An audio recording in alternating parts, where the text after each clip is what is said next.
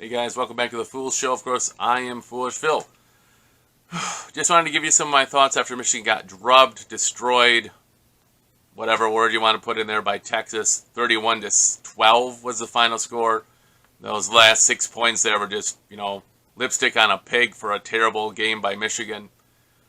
Just a few things to say. Texas is elite, man.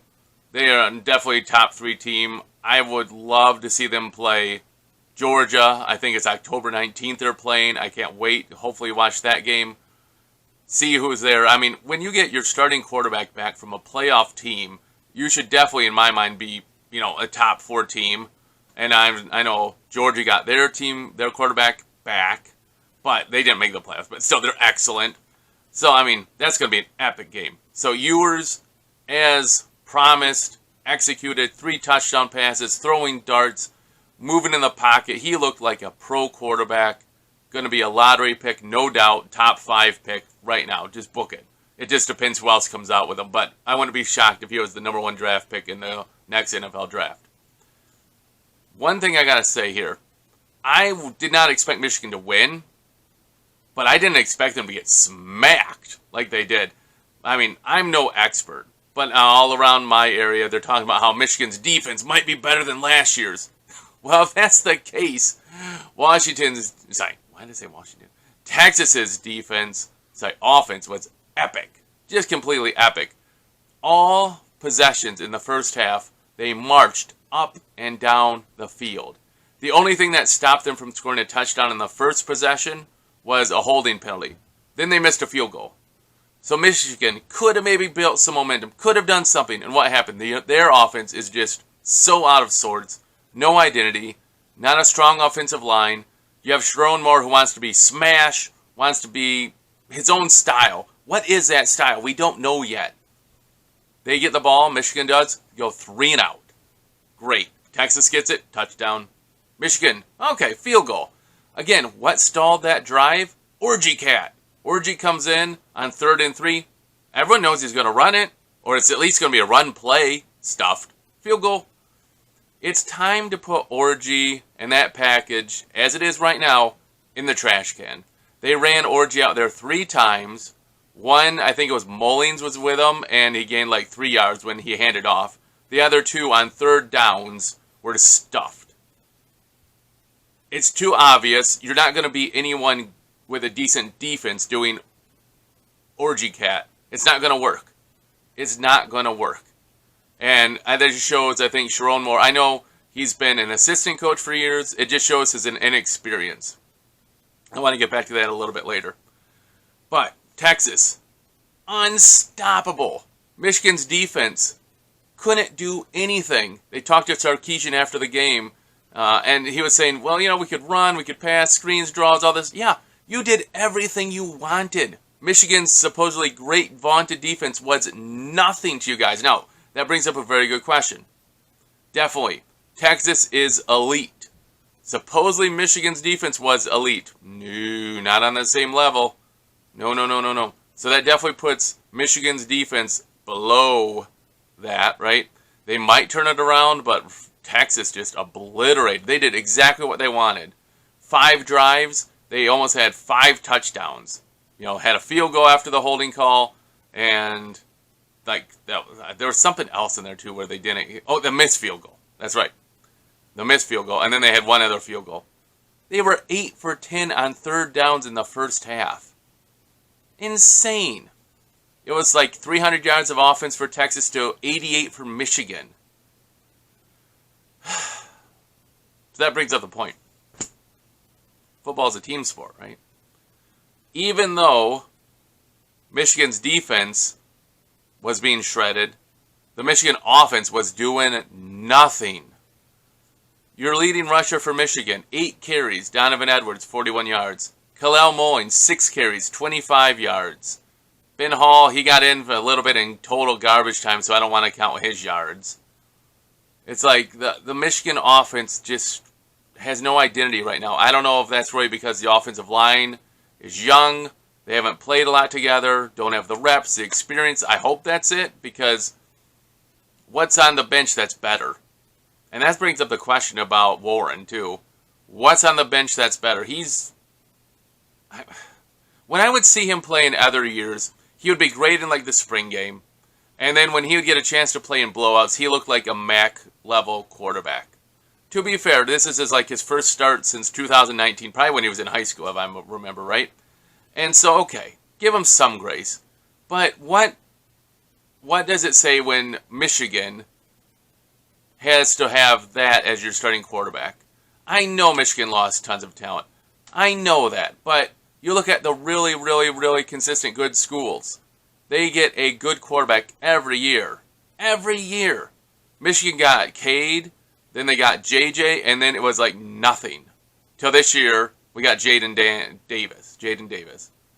And now I know there's some other good quarterbacks locked up, like 4 stars at least. But man, if you really want to win, you got to get those 5 stars most of the time, man.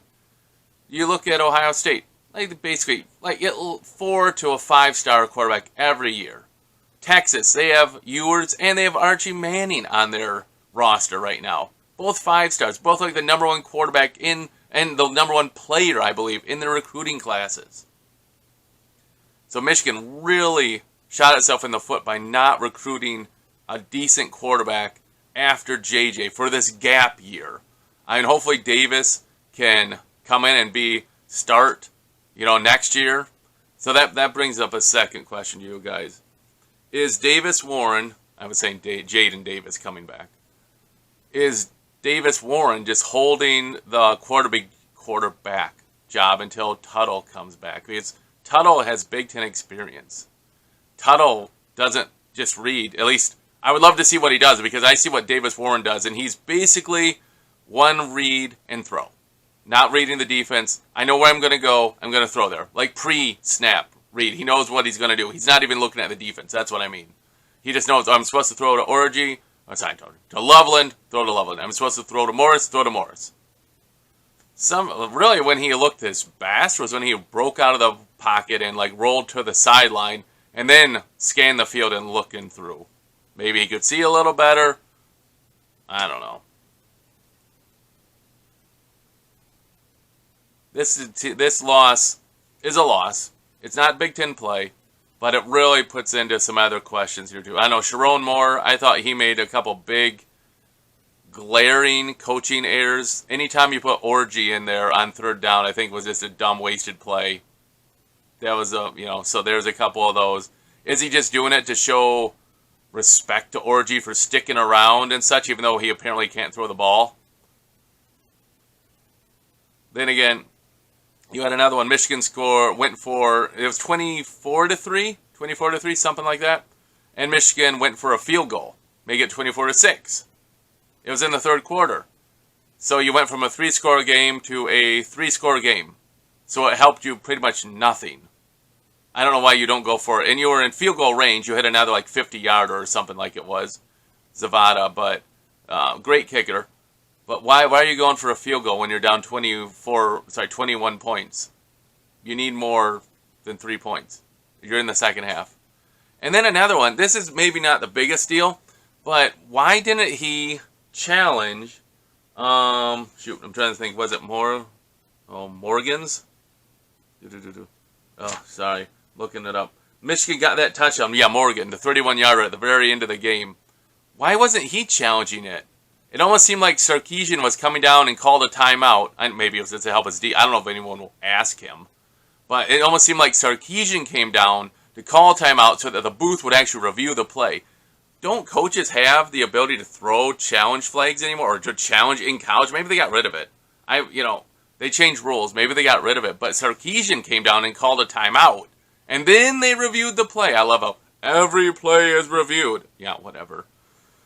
But it was a touchdown, and it almost seemed like Sarkisian was doing Michigan a solid by calling a timeout. Michigan wasn't going to use any of those timeouts, and we didn't use any of those timeouts. I don't know why Sharon Moore didn't call a timeout. 1, maybe the review booth would look at it. 2, why didn't you challenge it? If you can challenge it, why didn't you? So he seems like he's a little bit over his head here. Going to be interesting going forward. Wink Martindale, D.C., not too impressed by this. I don't know how they're being coached, but you see corners giving 10-yard cushions to slow tight ends. Ewers finds it, picks him off. Texas played a phenomenal game. Dominated. This game was over at halftime. When Loveland fumbled that ball, Texas put the nail in the coffin. I don't care if it was halftime. It was 24-3. That game was over. Michigan was not going to score 21 points in the second half. Not going to happen. This offense is not good. The defense got left out to dry in the first half, somewhat, but they didn't get a stop either. 8 of 10 on third downs in the first half. That defense wasn't helping themselves. Good plays on first, good plays on second. Give up long third downs. It was disappointing. Not unexpected, the loss, but how it happened. That was disappointing. Steve Sarkisian, Ewers, Texas. Tip of the hat, man. You guys are an excellent team. Hope you guys have a good season. I got nothing against Texas. This is only the second time Michigan's ever played them. So, hey man, kudos to you guys. So it tells you Texas is up here. Michigan's down, we're not sure where. Next week, Arkansas State. Try to get things right. Hopefully win that game comfortably. It would be nice to get some reserve guys in. Then you got USC, who's got a good offense. Michigan supposedly has a good defense, but will there be any offense to support it? If you look at it, if Michigan shut out good old Texas, they had 6 points till garbage time. You're not going to win many games with 6 points. So that's a big concern. A little bit of a rant. Sorry about that. I know I'm looking at it's like over 12 minutes-ish. Sorry about that. Thank you guys for watching. Kudos to Texas. They got the win. If you have any thoughts, put them in the box below. As always, until I see you guys next time, go Blue.